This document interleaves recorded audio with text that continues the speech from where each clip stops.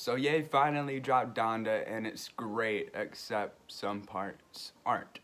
Let's talk about that today. What's up? I'm Apex, and today I'll be giving you my pros and cons of Donda.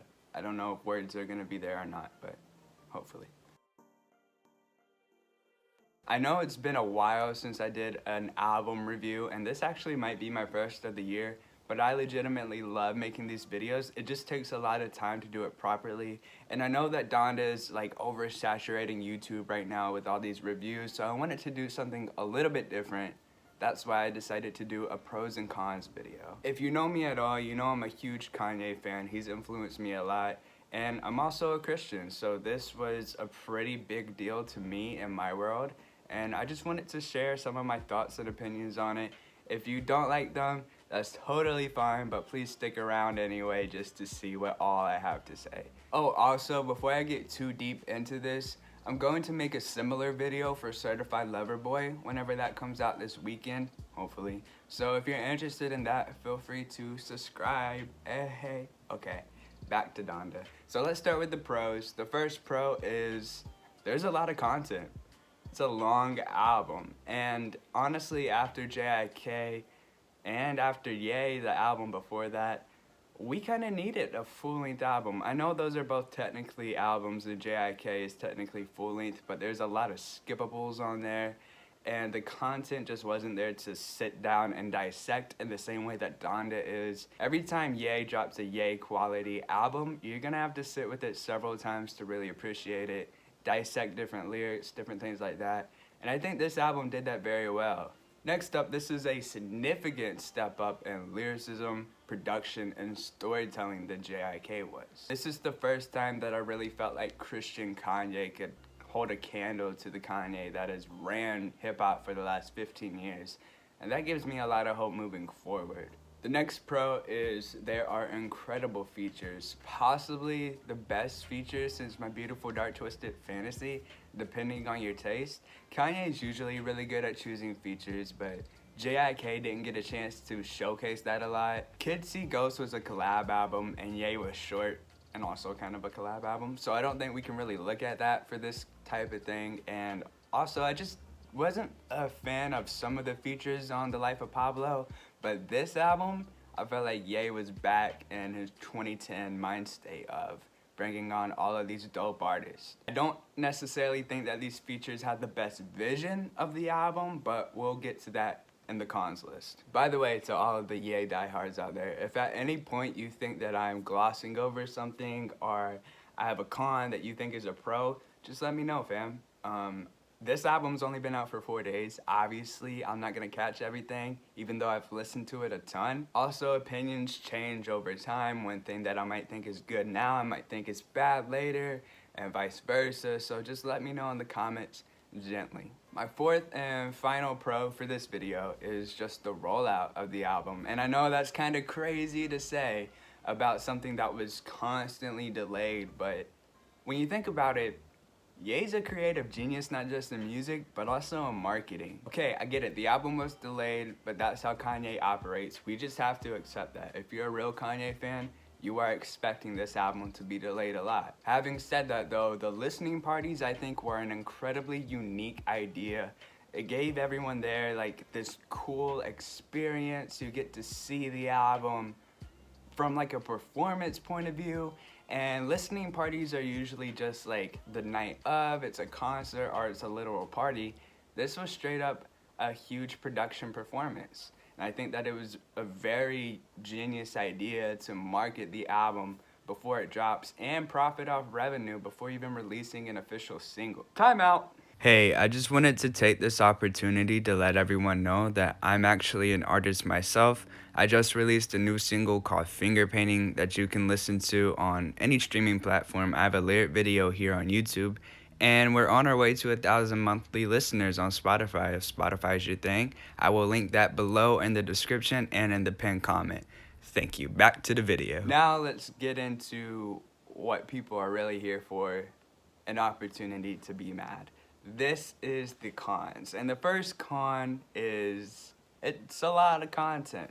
Yep, that was a pro as well, but I also think that that could be a very bad thing. The messaging of this album kind of gets lost in translation, especially when the part twos kick in. I felt like Ye could have just cut the fat off of this, maybe reduce it to 18 songs or something like that. And a lot of these songs just had extended instrumentals. There's like 120 to 140 seconds of a track that didn't need to be there. Cut the 32 bar loop down to like 4 to 8 bars and just keep moving. Speaking of the part twos, I don't think they should have been there at all. I think they are much better suited for like a remix EP type vibe. I mean, you have good names hopping on already good songs. You could make more money off of this if you just release it later. As well as like, I feel like they just confused the casual listener being thrown at the end there. I just don't think it was a very good idea, but hey, what do I know? Moving on to the third and perhaps the biggest flaw in this album, cohesion.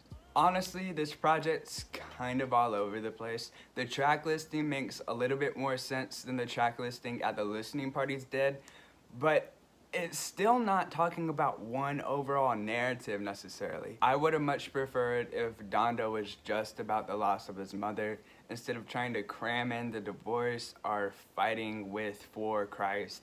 I get it. I think that those things are cool to talk about, but I just would have personally preferred if that was over 3 separate projects. Donda originally was just going to be about Ye's mother, and I think that would have helped push the cohesion and the narrative of this album forward a lot more. Now on to the fourth and final con. This one is a little bit more nerdy, so if you're not into the music nerdy stuff, just fast forward like 30 seconds. The mixing and mastering on this album was not it. I admit it's a significant step up from J.I.K. and Kanye's never had like the best mixed music in the world, but come on, man. I don't know his exact deal with Universal right now. He's been on and off with them for 19 years. He's had at least one exclusively publishing deal and then several record deals. But I guarantee you, they had money in the budget for this album. And I didn't hear a ton of samples on this album. I know Television was here. Probably shouldn't have been here. I don't know how much that cost. But I think that budget would have been much better spent and engineering and mixing and mastering. I mean, I have a buddy, Odyssey, who does most of my mixing, and he probably could have done a better job on some of these songs than others. Like, listen, some of these songs sound like they were recorded in a performance microphone. And they might have been. I don't know. Now, don't get me wrong, some of these songs are extremely well mixed, like Jesus Lord, probably my favorite song on the album. Extremely well done.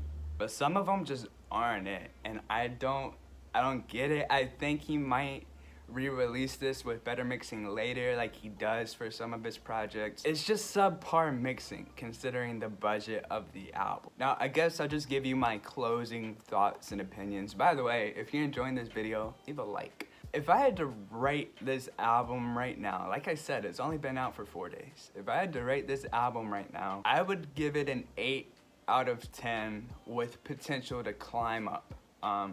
I guess it also has potential to climb down, but I don't see that happening. The reason I give it that rating is because I think it's incredible. It's definitely in contention for album of the year, top 3 for me personally right now, but it still has pretty significant flaws, and I don't think we can overlook that from a critiquing standpoint. Now, the reason why I still give it like a B+ rating is because this album gave me a lot of hope. A lot of hope for Kanye moving forward. Like, when Jesus is King came out, I don't know. Like, I just wasn't with it as much as I felt like I wanted to be. That project, I think, had 3 good songs, but 2 of them, I think a lot of people would call boring. And this album was just clearly better than that. I felt like Ye was getting back to being Kanye West. And I'm excited to hear what he drops moving forward. But if you enjoyed this video, consider subscribing, consider leaving a like. Let me know in the comments what you thought of Donda. If you like the pros and cons format, then let me know. I might do that for Certified Lover Boy next week. I'm also planning on doing a Neverland 2 album review of some type if you're into Andy Mineo. And like I said, I'm also an artist, so if you want to stick around and help me grow, or listen to some of my music. That'll all be linked below. I appreciate you. Until next time,